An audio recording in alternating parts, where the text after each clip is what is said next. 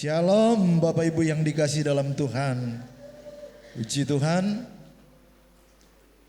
Mari kita buka Alkitab kita dalam Mazmur 138 ayat 1 sampai ayat yang ke-8. Mazmur 138 ayat 1 sampai ayat yang ke-8.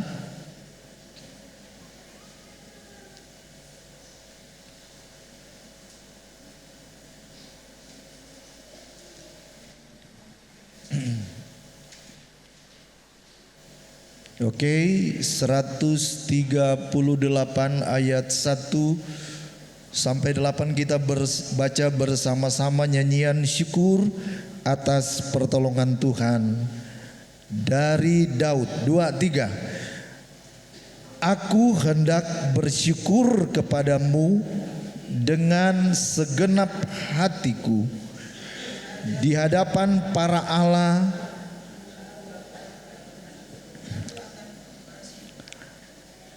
Aku hendak sujud ke arah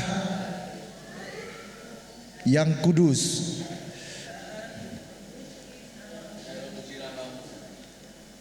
Mari kompak. Dan memuji namamu oleh karena kasih-Mu dan oleh karena setiamu. Sebab kau buat namamu dan janjimu melebihi segala sesuatu. Pada hari aku berseru, engkau pun menjawab aku. Engkau menambahkan kekuatan dalam jiwaku. Semua raja di bumi akan bersyukur kepadamu, ya Tuhan, sebab mereka mendengar janji dari mulut-Mu. Mereka akan menyanyi tentang jalan-jalan Tuhan, sebab besar kemuliaan Tuhan. Tuhan itu tinggi, namun Ia melihat orang yang hina dan mengenal orang yang sombong dari jauh. Jika aku berada dalam kesesakan, Engkau mempertahankan hidupku. Terhadap amarah musuhku, Engkau mengulurkan tangan-Mu, dan tangan kanan-Mu menyelamatkan aku. Tuhan akan menyelesaikannya bagiku. Ya Tuhan, kasih setiamu untuk selama-lamanya. Janganlah Kau tinggalkan perbuatan tangan-Mu. Bapak Ibu, ayat yang ke-7, ada beberapa lagu yang ditulis dari ayat ini. Kita nyanyi bersama, paduan. Keyboard aja. Jika aku berada dalam kesesakan,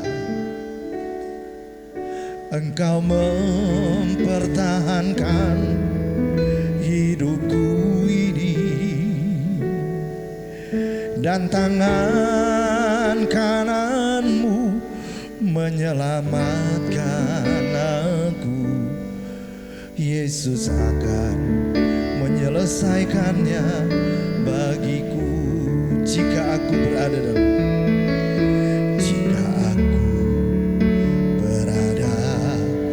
dalam kesesakan, Engkau mempertahankan hidupku ini, dan tangan kanan-Mu menyelamatkan aku.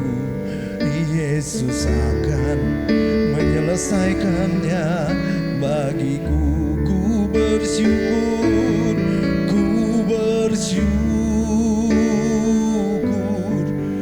buat kasih-Mu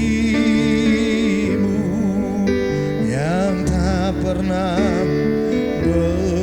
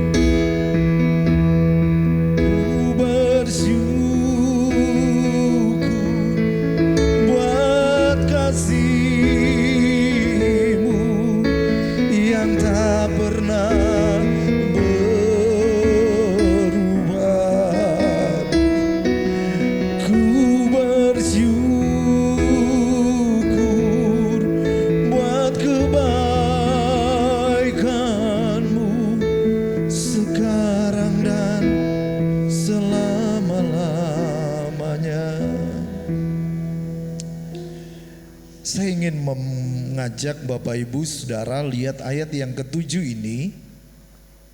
Ada beberapa terjemahan yang saya catat di sini. Jika aku berada dalam kesesakan, engkau mempertahankan hidupku ini, dan tangan kananmu menopang hidupku. Nah, beberapa terjemahan yang lain, walau aku berjalan di tengah-tengah kesusahan, engkau mempertahankanku. Engkau mengulurkan tanganmu terhadap murka musuh-musuhku, dan tangan kananmu menyelamatkan aku. Katakan amin. Berikutnya, tatkala aku berjalan di tengah-tengah kepicikan, maka engkau telah menghidupi aku. Tanganmu telah menahankan amarah seteruku, dan tanganmu kanan pun telah memelihara aku. Nah, ini bahasa Indonesia sehari-hari. Waktu aku ditimpa kesusahan, engkau mempertahankan hidupku. Engkau melawan musuhku yang sedang mengamuk, dan kau selamatkan aku dengan kuasamu. Jika aku berjalan di tengah-tengah kesukaran, engkau memberi aku kehidupan. Engkau mengulurkan tanganmu untuk melawan amarah musuh-musuhku, serta tangan kananmu membebaskan aku. Ada lagi yang lain, sekalipun aku hidup dalam kesesakan. Terus, meski aku berjalan di tengah-tengah kesusahan. Saudara, sebenarnya sudah ada di catatan itu ya. Ini kisah dari Raja Daud. Ada dua pendapat ketika dia dikejar-kejar oleh Saul. Ada berapa kali Saul hampir saja dapat membunuh Daud. Ketika dia sedang memainkan kecapi menghibur Saul, tiba-tiba Saul ambil tombak dan melemparkan ke arah Daud, sehingga tombak itu tertancap di tembok, tetapi Daud diluputkan. Ada saatnya dia lari ke padang gurun. Di sana dia sudah terkepung oleh pasukan-pasukan dari Saul. Seolah-olah bagaikan telur di ujung tanduk. Hampir saja. Tetapi Tuhan menolong, Tuhan meluputkan, Tuhan mempertahankan hidup. Berapa kali dia hampir mati di tengah-tengah pertempuran, di tengah-tengah perjuangan. Bukan karena berbuat jahat, tapi Daud berjuang untuk negaranya, untuk bangsanya. Tetapi dia dicemburui oleh mertuanya, sehingga mertua merasa tersaingi dan ingin menyingkirkan dia. Karena ketika Daud pulang mengalahkan Goliat dan tentara-tentara musuh, masyarakat yang menyambut berkata, Saul mengalahkan berlaksa-laksa, beribu-ribu, tetapi Daud mengalahkan berpuluh-puluh ribu. Artinya seolah-olah Daud lebih hebat. Disitulah tumbuh kecemburuan dan panas hati, iri hati dari Saul. Dan berapa kali Saul hampir saja sudah dapat membunuh Daud, tetapi oleh pertolongan Tuhan, maka Daud bisa diselamatkan. Saudara, ayat-ayat yang ditulis oleh Daud ini menceritakan kisahnya. Nah, ada juga pendapat ketika Daud sudah menjadi raja di Israel, kemudian ada anaknya yang bernama Absalom. Absalom berusaha mengkudeta, berusaha ingin membunuh Daud untuk menduduki takhta kerajaan yang dipimpin oleh Daud. Ada di ayat yang lain Daud menuliskan, Kalau orang lain itu yang bermusuhan, bermasalah dengan dia, itu biasa, nggak apa-apa. Tapi orang yang duduk satu meja, makan sehidangan, kemudian membelakangi, memusuhi, itu betapa sakitnya. Kita kalau dimaki sama orang yang nggak kita kenal, cepat sekali kita bisa lupakan. Tapi ketika dengan satu rumah, apalagi dengan orang yang sering makan bareng dengan kita, atau mungkin yang tidur bareng dengan kita, sakit. Itu sakit Bapak Ibu, gak enak dan sangat menyakitkan. Nah, hampir saja Daud sudah hampir dikalahkan oleh Absalom. Tetapi ketika Daud melarikan diri dari istana dalam keadaan terancam, dan endingnya Tuhan menolong, Tuhan meluputkan dia. Sampai lahir juga ayat ini. Jika aku berada dalam kesesakan, Engkau mempertahankan hidupku ini. Saudara, kesesakan dikatakan di sini himpitan, dikatakan beberapa terjemahan kepicikan, himpitan dalam kondisi sulit. Tetapi Daud bisa menyaksikan kalau dia hidup, Tuhan yang mempertahankan hidupnya, Tuhan yang menyelamatkan hidupnya. Amin. Mungkin hari-hari ini mungkin hampir sama yang sedang kita alami seperti Daud. Tetapi ada alasan untuk Daud menang, ada alasan untuk Daud kuat. Ada alasan bagaimana Tuhan menyertai, Tuhan menopang, dan Tuhan mengangkat hidupnya. Kita lihat dari ayat yang pertama. Ayat yang pertama dari Mazmur 138.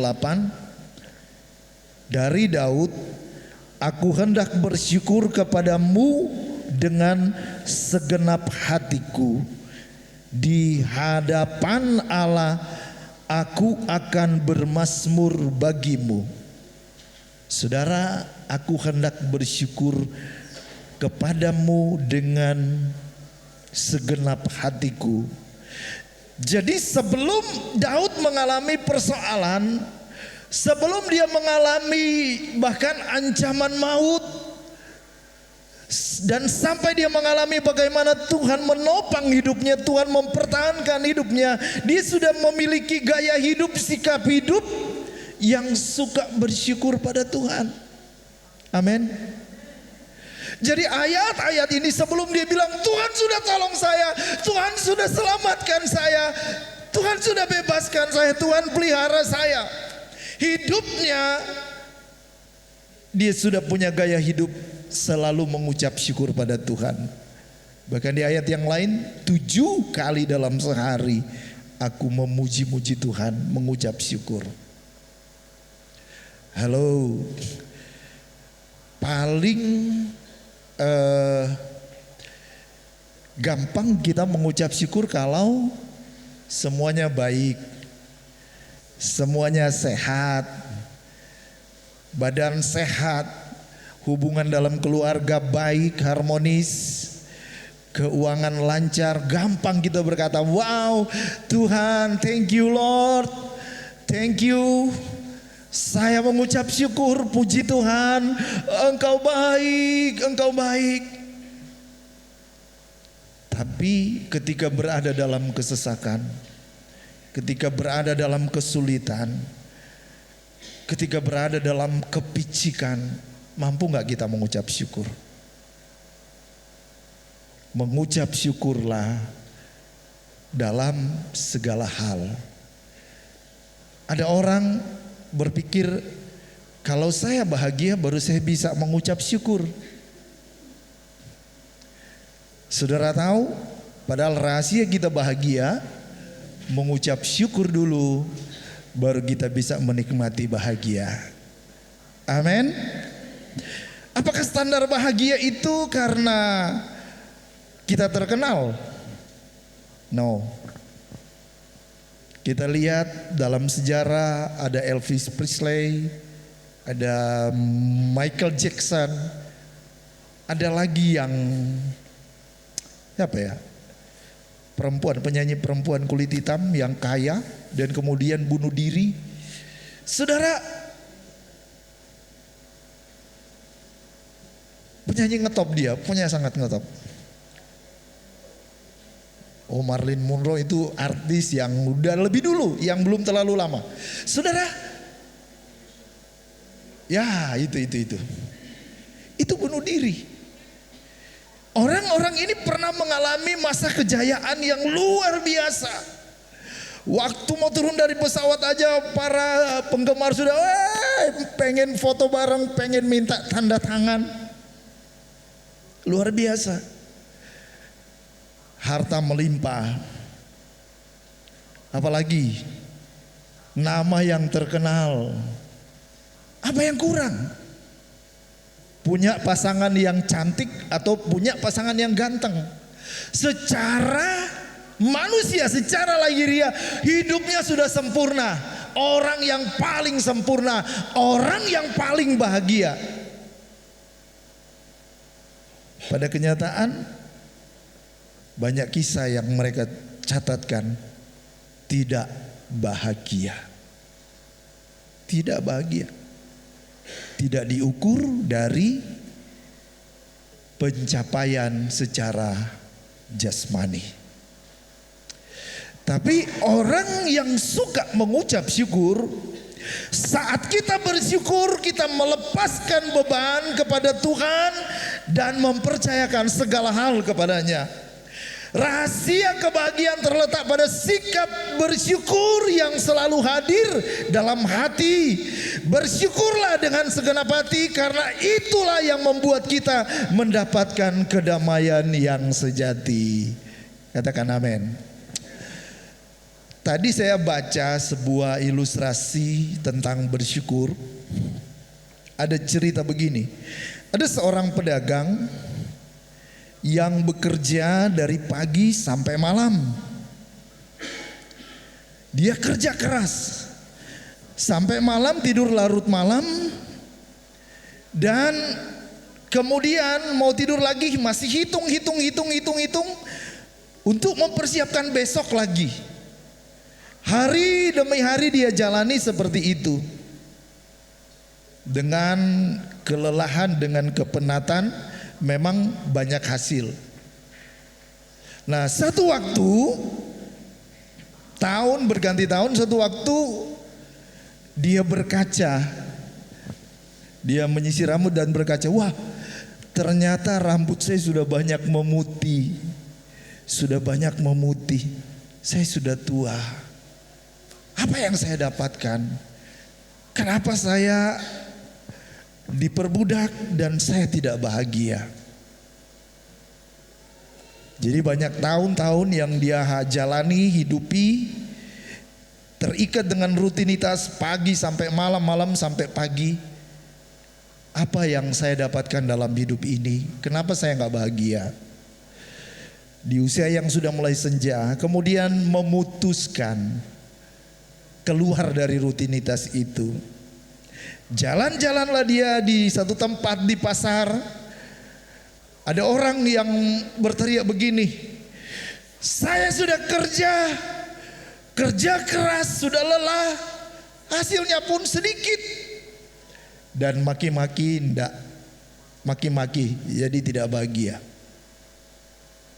Dia dapati lagi ada saudagar yang lain, ngomongnya kasar banget sama karyawan, kamu gini.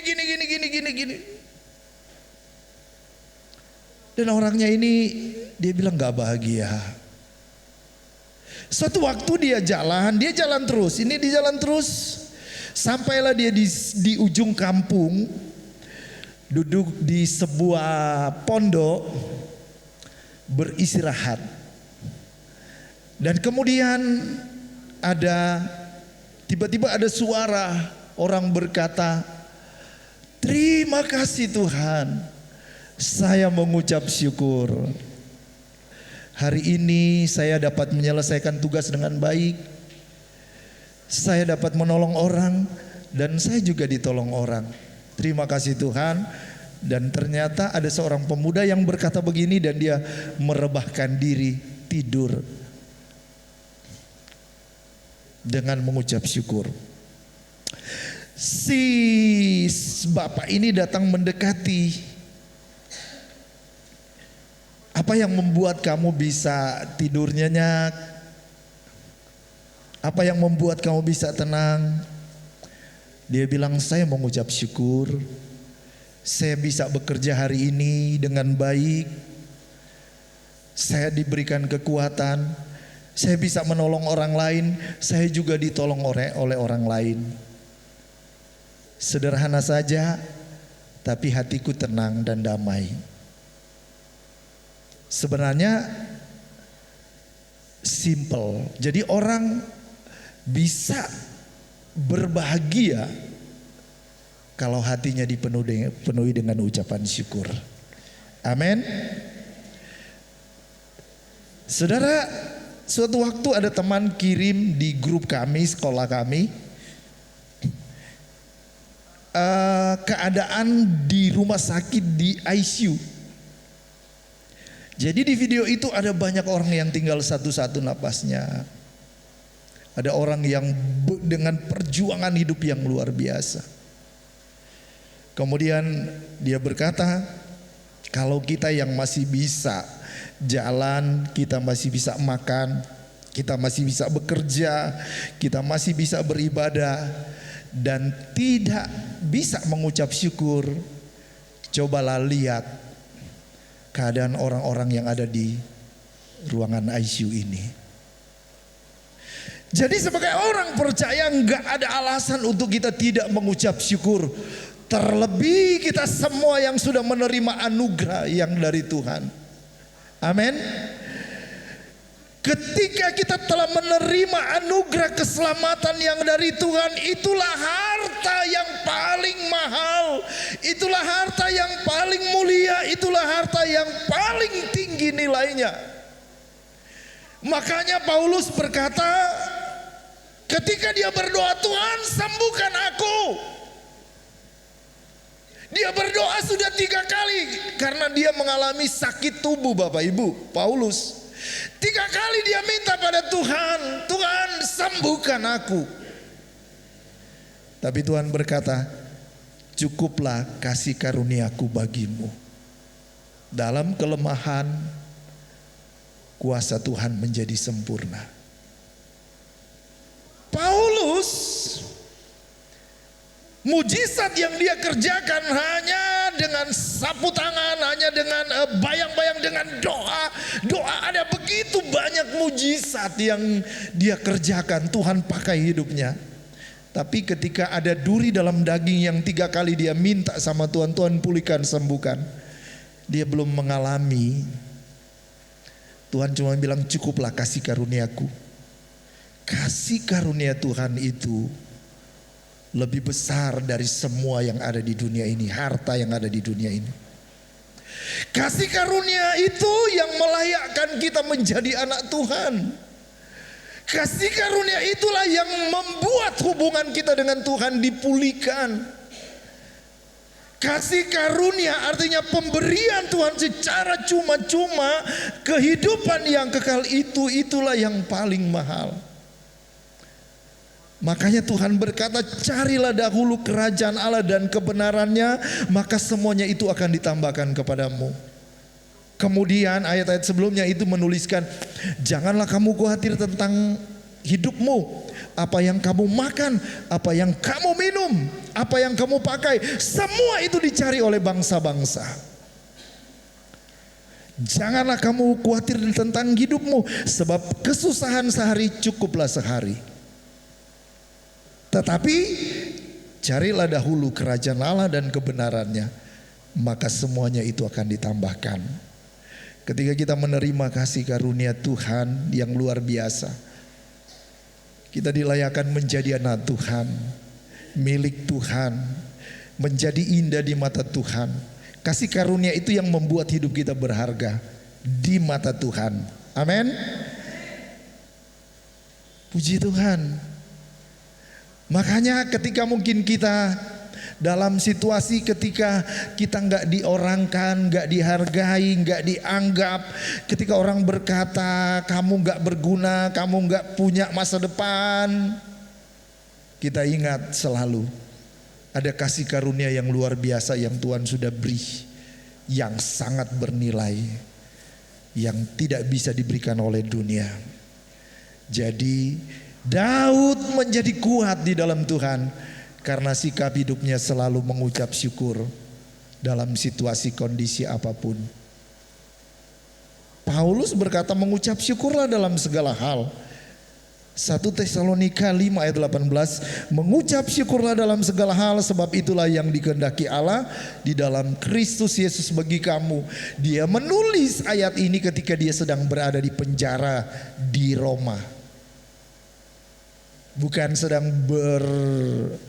pelesir atau jalan-jalan di tempat wisata, tetapi ketika kondisinya sedang dalam keadaan tidak enak secara fisik, tapi dia bilang mengucap syukurlah dalam segala hal.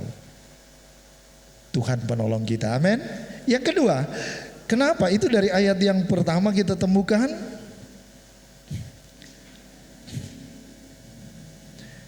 Nah kemudian ayat yang kedua, aku hendak sujud ke arah bait-Mu yang kudus dan memuji nama-Mu itu oleh karena kasih-Mu dan oleh karena setia-Mu, sebab dan seterusnya ya Bapak Ibu. Daud memuji-muji dan menyembah. Dia bilang aku akan sujud ke arah bait-Mu. Saudara, kiblat, kalau orang Israel ketika mereka berada di pembuangan di Babel seperti Daniel kerjakan, dia selalu berdoa dan menghadap ke arah Yerusalem. Dia berkiblat. Kalau saudara sepupu kita ada kiblatnya. Nah, kalau orang Israel dia mengarah kiblatnya ke Yerusalem.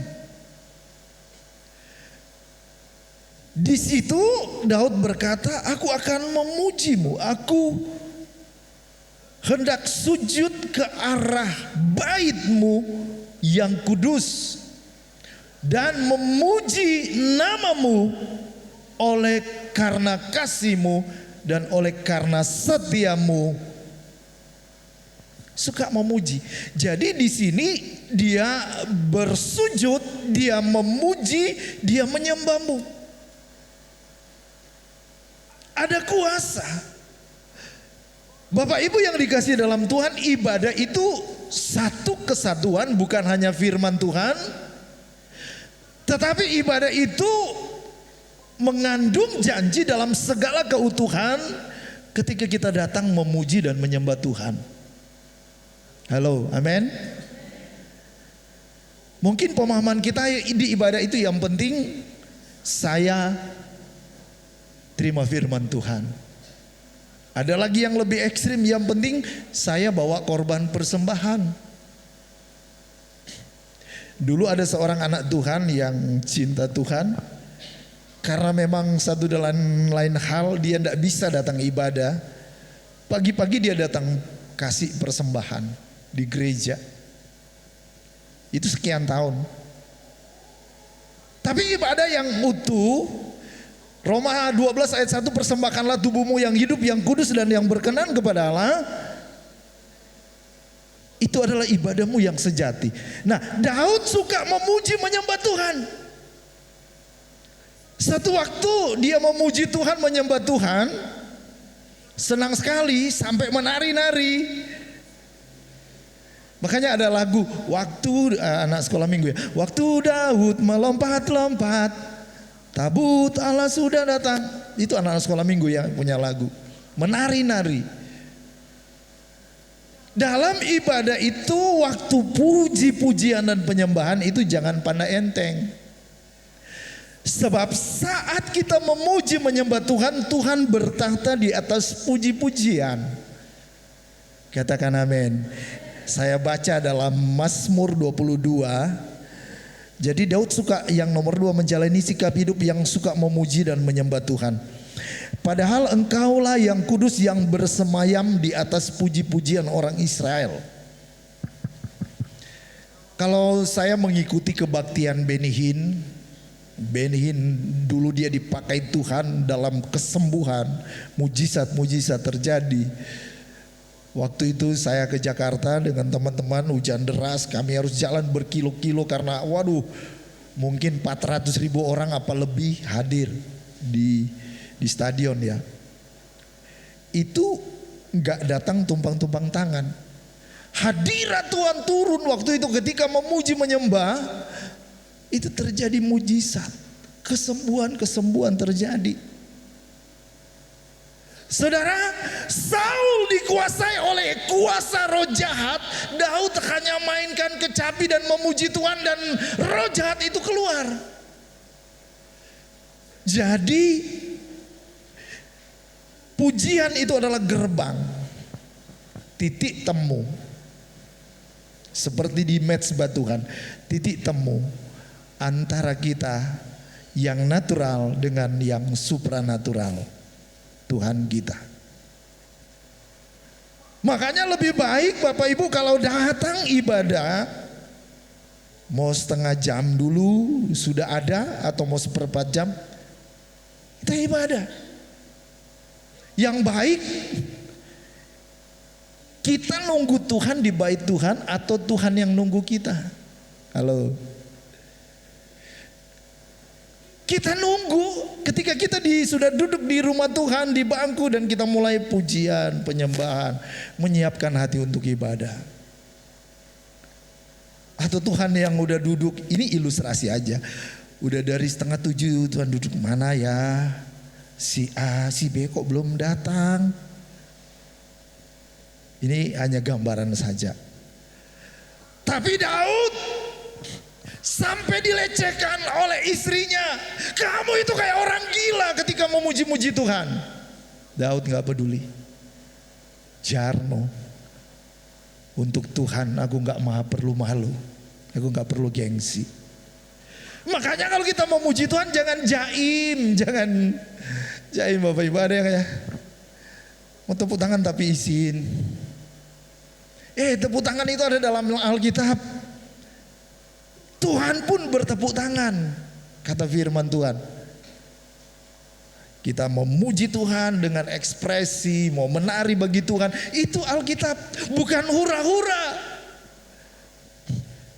Ada yang berpikir, waduh orang Kristen kok nyanyi muji sampai menari kayak orang-orang yang di diskotik kayak nari-nari. Iya, kalau mungkin lagi dugem, lagi apa di diskotik ya itu lain. Kita ini mau mempersembahkan sukacita, mempersembahkan syukur itu kepada siapa? Kalau untuk Tuhan kita nggak perlu malu. Kita mau angkat tangan, terima kasih Tuhan, terima kasih Tuhan. Ekspresi nggak apa-apa. Ada yang memang kadang-kadang sesuai karakter sih. Ada yang lebih kalem, ada yang lebih emosional langsung terima kasih Tuhan, terima kasih. Ada yang lebih halus lagi, terima kasih Tuhan, terima kasih. Ketika seorang anak diberikan hadiah sama orang tua atau teman, ada yang langsung terima ketika dikasih hadiah ulang tahun. Wore, aku dapat hadiah, ye, makasih mama. Itu ekspresi. Ada yang lebih kalem ketika dikasih hadiah sama papa mama. Terima kasih Tuhan, terima kasih. Itu sih ekspresi. Tapi kalau kita untuk Tuhan juga kita nggak perlu malu-malu. Dalam pujian penyembahan itu ada kuasa. Ayo semangat. Minggu depan ketika memuji Tuhan, menyembah Tuhan lebih sungguh-sungguh. Amin. Lebih ekspresi. Dan kalau bisa kita ikuti ibadah sepenuhnya, maka berkatnya itu penuh. Saya punya cerita dari Kisah Para Rasul 16 ayat 24 sampai 26. Sesuai dengan perintah itu, kepala penjara memasukkan mereka ke ruang penjara yang paling tengah dan membelenggu kaki mereka dalam pasungan yang kuat. Tapi kira-kira tengah malam Paulus dan Silas berdoa dan menyanyikan puji-pujian kepada Allah, dan orang-orang hukuman lain mendengarkan mereka. Akan tetapi terjadilah gempa bumi yang hebat sehingga sendi-sendi penjara itu goyah, dan seketika itu juga terbukalah pintu dan terlepaslah belenggu-belenggu mereka semua. Dalam kuasa dan pujian itu Tuhan sanggup melepaskan belenggu-belenggu yang sedang mengikat kita. Amin. Ini cerita di Filipi. Paulus dan Silas memberitakan Injil. Kemudian ada seorang yang bernama Lydia, pedagang kain ungu. Dia bertobat, percaya Tuhan. Tadinya dia pakai dukun-dukun di cerita itu. Nah, ketika dia jadi percaya Tuhan, yang dukun-dukun ini cemburu. Waduh, penghasilan kami menipis. Dia sudah enggak lagi ke kami. Dan mereka menghasut orang-orang yang pada waktu itu, dan Paulus dan Silas dimasukkan dalam penjara, dipukul, disiksa. Apa yang terjadi? Tangan diikat, kaki dipasung. Kayak orang gila ya Bapak Ibu zaman dulu, dipasung. Tangan diikat, kaki dipasung, tinggal mulut nggak dijahit. Apa yang mereka kerjakan? Mereka memuji-muji, menyembah Tuhan tengah malam dalam keadaan belenggu. Kalau saya pakai terjemahan dalam Mazmur 138 ayat yang ke-7 ini, ketika aku dalam kesesakan, ketika aku dalam himpitan, ketika aku dalam kesulitan dan tidak berdaya, Tuhan yang mempertahankan hidupku ini, dan tangan kananmu yang menyelamatkan aku. Dalam kondisi ini Paulus dan Silas benar-benar memuji-muji Tuhan, sampai orang yang ada di samping itu mendengar. Mereka terus memuji-muji Tuhan. Pada saat mereka memuji-muji Tuhan dengan sungguh-sungguh, terjadilah gempa bumi, dan sendi-sendi penjara, belenggu mereka terlepas. Kita lihat ketika pujian diangkat dengan sungguh-sungguh, hadirat Tuhan turun. Tuhan bekerja, Tuhan melawati. Ada banyak ketika orang yang sedang dalam keterikatan dengan kuasa jahat, kuasa gelap, ketika berdoa Tuhan belum melepaskan, tapi ketika kita menaikkan puji-pujian, ada kuasa dalam nama Tuhan Yesus, dan mujizat Tuhan terjadi. Tuhan turun bekerja. Bapak Ibu, ke depan ketika kita memuji menyembah Tuhan, kita percaya Tuhan hadir dan Tuhan bekerja. Percaya ada kuasa yang sanggup melepaskan kita. Tuhan tolong Daud. Dan yang terakhir, dari ayat-ayat awal ini Daud berdoa, aku berseru kepada Tuhan, ku berteriak mohon pertolongan. Daud berdoa. Orang yang kuat dalam doanya, sebelum dia mengalami kesesakan, dia itu sudah bangun hidupnya suka berdoa, suka bersyukur, suka memuji, suka menyembah Tuhan. Daniel ketika dia dimasukkan dalam gua singa, karena imannya kepada Tuhan, dia mampu melewati. Karena dalam Alkitab ditulis 3 kali sehari dia naik ke tingkap. Di loteng dia menghadap ke Yerusalem, 3 kali sehari dia berdoa kepada Tuhan. Makanya ketika datang ujian, datang persoalan, bahkan yang mengancam hidupnya, dia bisa kuat. Dia bisa mengalami mujizat Tuhan. Singa-singa itu nggak bisa menggigit dia. Ada kuasa Tuhan yang menyertai. Intinya apa? Dia suka berdoa. Ayo Bapak Ibu, jangan sudah ada masalah baru, Om doakan aku ya. Kami selalu mendoakan Bapak Ibu Saudara. Setiap bangun pagi kami sudah bawa dalam doa. Setiap kami duduk di kaki Tuhan, kami berdoa buat Bapak Ibu Saudara. Tapi secara pribadi, kekristenan itu bukan cuma di KTP, tapi kekristenan adalah hubungan pribadi kita dengan Tuhan. Keintiman kita dengan Tuhan akan menentukan ke arah mana yang akan kita hadapi ke depan. Daniel adalah seorang, kalau sekarang bisa dikatakan politikus dan seorang pelayan. Dia bisa Tuhan bawa, Tuhan pakai dia dalam 3 periode kerajaan.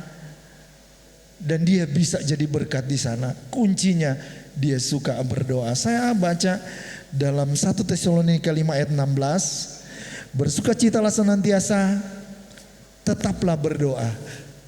Ini satu ayat pendek sekali, ayat 17. Tetaplah berdoa. Mengucap syukurlah dalam segala hal, sebab itulah yang dikehendaki Allah di dalam Kristus Yesus bagi kamu. Daniel pasal 6 ayat 11, demi didengar Daniel bahwa surat perintah itu telah dibuat, pergilah ia ke rumahnya, dalam kamar atasnya ada tingkap-tingkap yang terbuka ke arah Yerusalem. 3 kali sehari ia berlutut, berdoa serta memuji Allahnya seperti yang biasa dilakukannya. Saudara, Daniel tidak bisa menghindar dari gua singa. Dia dimasukkan ke gua singa. Tapi dengan kedekatan dengan Tuhan, dia memang menghadapi situasi sulit ini. Dia menghadapi kesesakan ini, kesulitan, kesusahan ini. Tapi Tuhan menyertai. Singa-singa itu gak jadi galak, tapi jadi baik. Bukan memangsa dia, tapi menemani dia. Kalau ada Tuhan, Tuhan sanggup mengubah situasi yang sulit menjadi baik. Amin. Tuhan terlalu sanggup. Saya nggak tahu situasi bagaimana kondisi kita.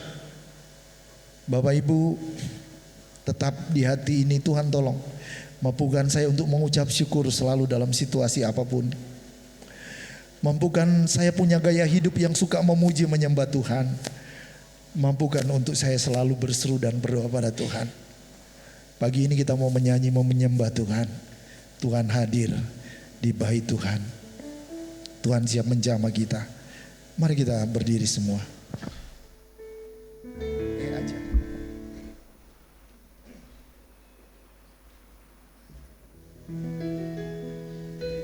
Jika aku berada dalam kesesakan, Engkau mempertahankan hidupku ini, dan tangan kananmu menopang hidupku. Yesus akan menyelesaikan bagiku. Jika aku berada dalam kesesakan, Engkau mempertahankan hidupku ini, dan tangan kananmu menopang aku. Yesus akan menyelesaikannya bagiku. Ku bersyukur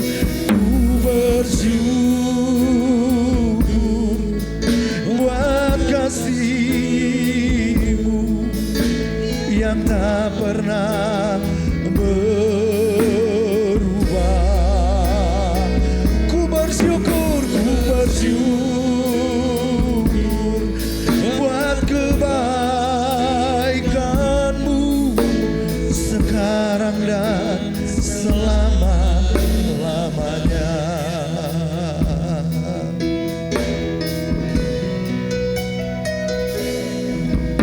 Jika aku berada dalam kesesakan, Engkau mempertahankan hidupku ini,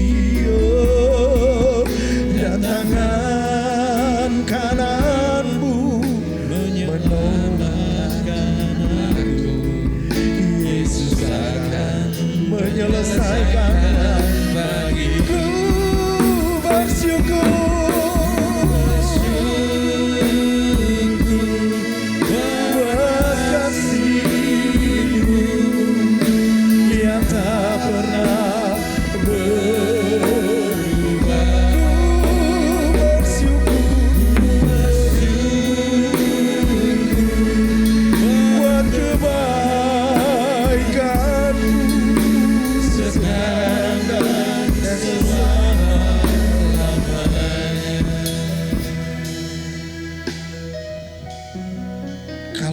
merenungkan ayat yang ke-7 ini, ketika aku berada dalam kesesakan, sesak, sulit, mungkin jalan buntu, mungkin dalam bahaya, bagaimana lagi kita bisa mempertahankan hidup ini? Berapa lama lagi Tuhan kasih kita hidup? Seolah-olah sudah mau berakhir. Tapi ada Tuhan yang mempertahankan. Tuhan yang meluputkan. Bahkan seterusnya Tuhan yang menyelamatkan kita. Ketika Daud selalu datang bersyukur, ketika Daud selalu datang memuji menyembah Tuhan, ketika dia datang berseru-seru kepada Tuhan, dia mengalami ini. Tuhan gantikan kesesakan dan Tuhan luputkan. Ku bersyukur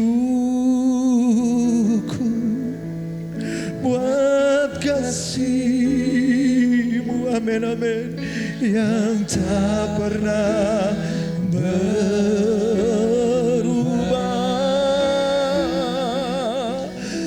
Ku bersyukur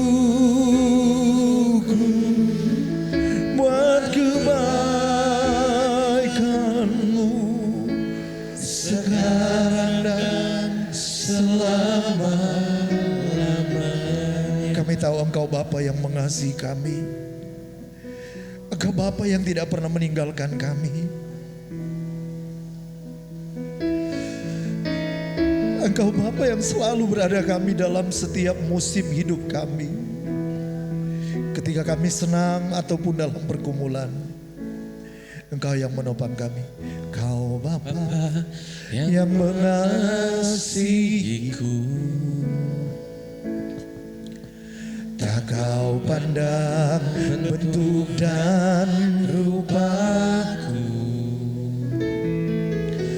Engkau mengasihiku dengan sepenuh hati. Tak pernah sama seperti dunia ini. Engkau Bapa yang mengajariku melewati badai langit biru. Kau yang buatku terbang bagaikan raja wali, mengatasi segala pencobaan.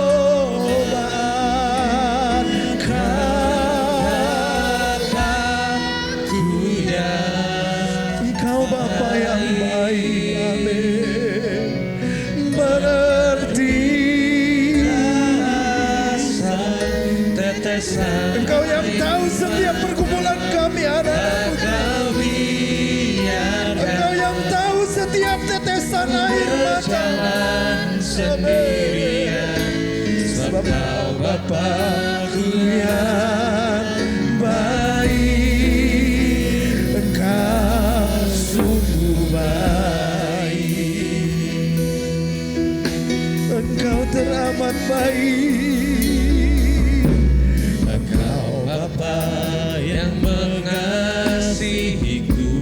Tuhan mengasihi kita semua.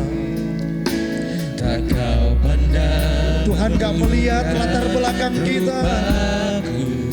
Dia mengasihi kita dengan kasih yang kekal. Kau mengasihiku.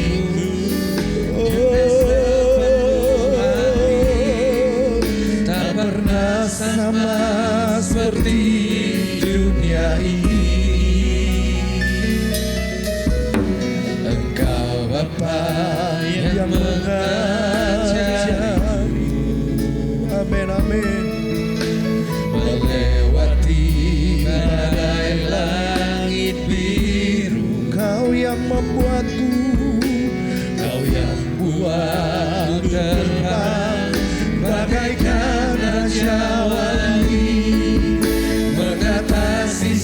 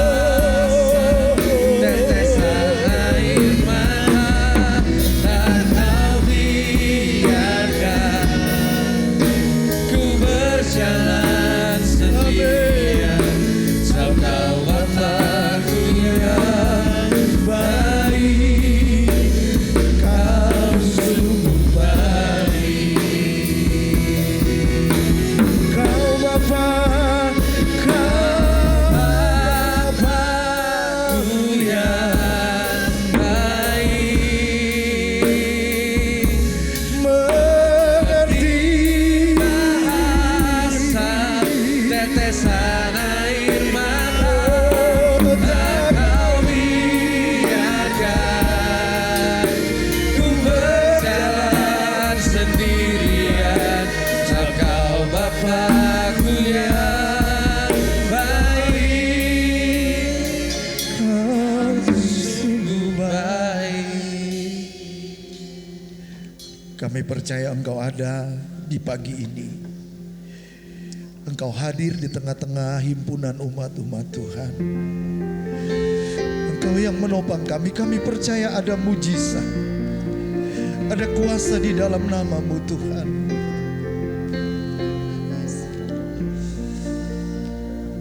Bapak Ibu, ada yang rindu didoakan.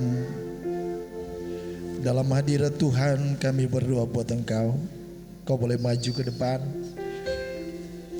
Ada seberapa anak-anak Tuhan. Kau Tuhan jadi andalanku. Hanya Kau Tuhan yang ku percaya. Di saat aku sudah tak mampu, hanya Yesus sanggup melakukannya. Kau Tuhan jadi andalanku. Kau Tuhan jadi andalanku. Amin, amin. Hanya Kau Tuhan yang ku percaya. Kami percaya ada kuasa dan mujizat. Aku sudah tahu. Oh, hanya Yesus, hanya Yesus sanggup melakukannya. Katakan dengan iman, aku percaya ada mujizat. Dalam nama Yesus, jamaah-jamaah ada mujizat, ada kuasa. Tuhanku dahsyat, perbuatan ajaib telah dikerjakannya. Aku percaya ada mujizat. Aku percaya ada mujizat. Aku percaya Tuhanku dahsyat, perbuatan ajaib telah dikerjakannya. Aku percaya ada mujizat. Aku percaya ada mujizat. Aku percaya Tuhanku dahsyat, perbuatan ajaib telah dikerjakannya. Aku percaya ada mujizat. Aku percaya ada mujizat. Aku percaya Tuhanku dahsyat, perbuatan ajaib telah dikerjakannya. Aku percaya ada mujizat. Aku percaya ada mujizat. Aku percaya Tuhan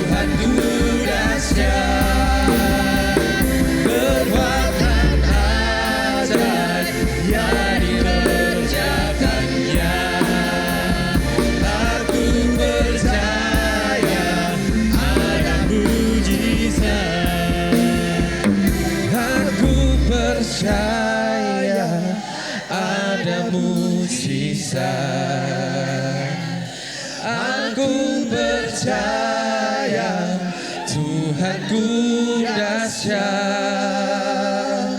perbuatan ajaib yang dikerjakannya. Aku percaya ada mukjizat. Aku percaya ada mukjizat. Aku percaya Tuhanku dahsyat, perbuatan ajaib telah dikerjakannya. Aku percaya ada mukjizat. Oh, aku percaya ada mukjizat. Aku percaya Tuhanku dahsyat, perbuatan ajaib telah dikerjakannya. Aku percaya ada mukjizat. Aku percaya ada mukjizat. Aku percaya Tuhanku dahsyat, perbuatan ajaib telah dikerjakannya. Aku percaya ada mukjizat. Aku percaya ada mukjizat. Terima kasih Tuhan. Tak terbatas Kuasamu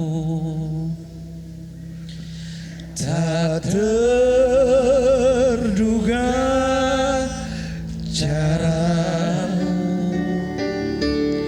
Kau yang ku andalkan di setiap langkah hidupku, tak terbatas, tak terbatas kasih-Mu, amin Tuhan.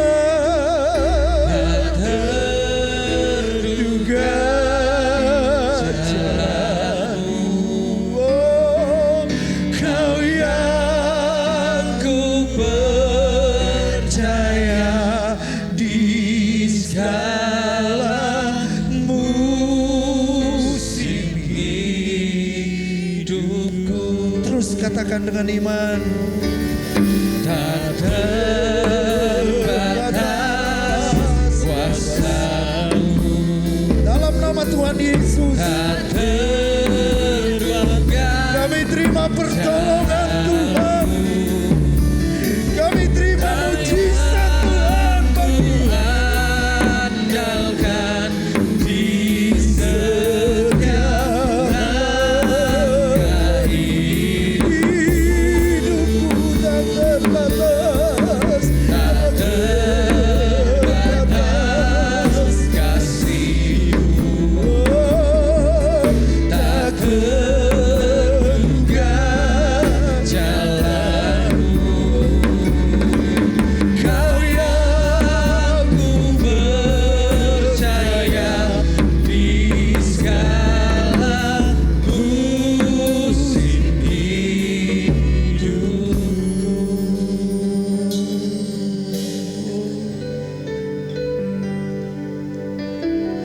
Allah mengerti, Allah peduli segala persoalan Kau Tuhan yang paling mengerti, yang kita Kau Tuhan yang paling peduli. pernah dibiarkannya. Ku bergumul sendiri sebab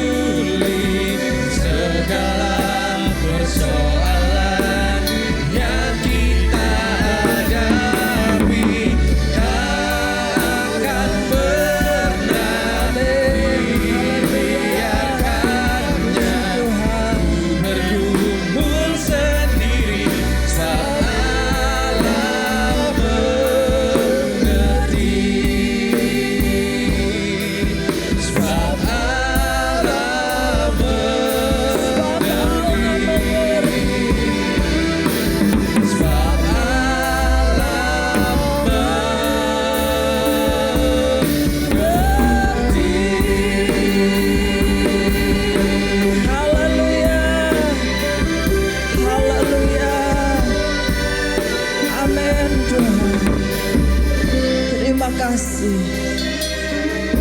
Terima kasih Tuhan. Terima kasih buat lawatan Roh Kudus pagi hari ini dalam ibadah kami.